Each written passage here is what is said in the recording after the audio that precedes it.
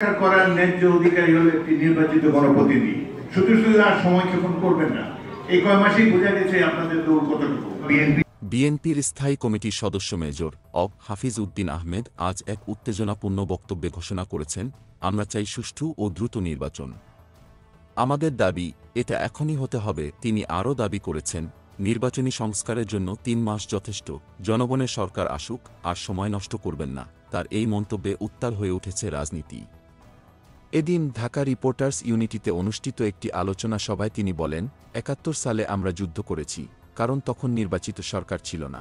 তার এমন বক্তব্যে যেন আগুন জ্বলে উঠেছে রাজনীতির আঙিনায়। মেজর হাফিজের আরও চমকপ্রদ মন্তব্য, এখন নির্বাচন নিয়ে কথা বললে উপদেষ্টারা মনে করেন আমরা কোনো অন্যায় দাবি করছি। কিন্তু জানুন, আমরা কিছু অন্যায় দাবি করছি না। ক্ষমতায় বসান বিএনপিকে, এটা বলছি না। রাজনীতি করতে চাওয়া কেউ যদি সরকার থেকে বেরিয়ে রাজনৈতিক দল গঠন করতে চায়, সেটা তাদের অধিকার। এ সময় তিনি আরও বললেন, একটি পার্লামেন্ট সংস্কারের জন্য আসুক, তাদের হাতে সময় নষ্ট করবেন না। ৬ মাসেই আপনারা প্রমাণ করে দিয়েছেন আপনাদের দৌড় কতটুকু। তিনি এক পর্যায়ে বলেন, জিয়াউর রহমানের স্বাধীনতার ঘোষণায় দেশ বাঁচাতে আমরা অস্ত্র হাতে তুলেছিলাম। আমাদের অস্ত্র ছিল, কিন্তু কী কারণে? মা বোনের ইজ্জত রক্ষা করার জন্য। তার এই বক্তব্যে কেবল উত্তেজনা বাড়ছে, জনগণের মধ্যে যেন তোলপাড় শুরু হয়ে গেছে। আওয়ামী লীগ সরকারের দুর্নীতির বিষয়ে কথা বলেই তিনি বলেন, বিশ্বের কোনো রাষ্ট্রে এত ভয়াবহ দুর্নীতি হয়েছে, এই দুর্নীতি আর কোথাও পাওয়া যাবে না। ভারতকে লক্ষ্য করে তিনি বললেন, যে নেত্রী তাদের পছন্দ ছিল, তিনি চলে যাওয়ায় তাদের গাত্রদাহ শুরু হয়ে গেছে।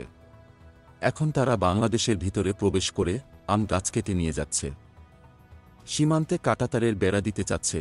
এরপর তিনি প্রফেসর ইউনূসকে নিয়ে মন্তব্য করেন, প্রফেসর ইউনূসকে আমরা সম্মান জানাই, কিন্তু তার কথায় এখন আর চলা উচিত নয়।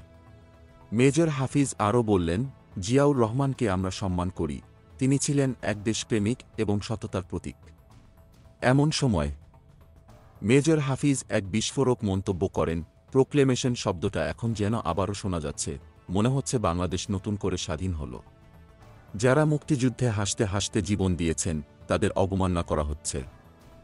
তার এই বক্তব্যে প্রমাণিত হল, বাংলাদেশের রাজনীতি একটি অগ্নিশিখায় পরিণত হয়েছে। জনগণ কি সিদ্ধান্ত নেবে?